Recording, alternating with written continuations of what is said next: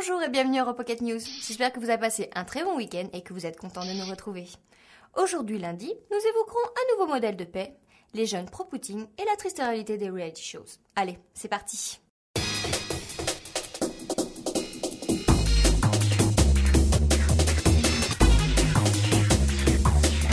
Un modèle de paix européen.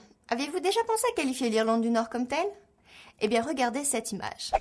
C'est si pas beau de voir Ian Priestley, le Premier ministre, et Martin McGuinness, le vice-premier ministre, anciennement ennemis et maintenant tout sourire à Bruxelles. Faut dire qu'une promesse d'1 million d'aides d'ici 2013 leur a été faite. Aide qui pour la première fois ne sera pas gaspillée pour le processus de paix, mais qui servira à booster leur économie.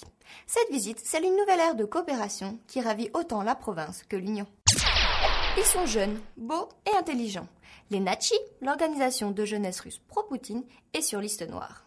Obtenir les visas nécessaires pour voyager en Europe et surtout dans les pays baltes devient mission impossible. Les 10 000 membres ont eu beau manifester mardi devant les portes de la Commission européenne à Moscou, ça n'a pas changé les choses. Pour la première fois, plus de 50 membres ont été mis en détention.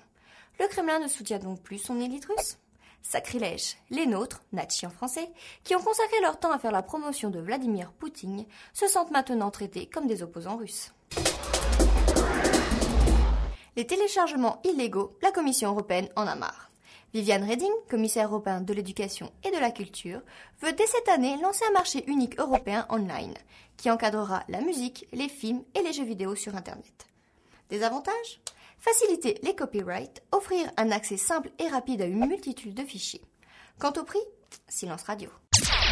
Il est temps de dire au revoir aux sacs plastiques jetables distribués gratuitement dans les supermarchés. En Espagne, par exemple, chaque personne utilise 138 de ces sacs par an, ce qui représente 100 000 tonnes de déchets non biodégradables. Beaucoup de pays ont donc décidé de partir en croisade contre le plastique. En Irlande, en Belgique et en France, ils seront certes payants, mais réutilisables. En Chine, en Afrique du Sud et maintenant en Australie, ils sont devenus carrément interdits. Et si on revenait au bon vieux panier en osier ? Bébé à louer. Voici en avant-première le tout nouveau concept imaginé par Endemol, le spécialiste des émissions de télé-réalité comme Big Brother ou Star Academy.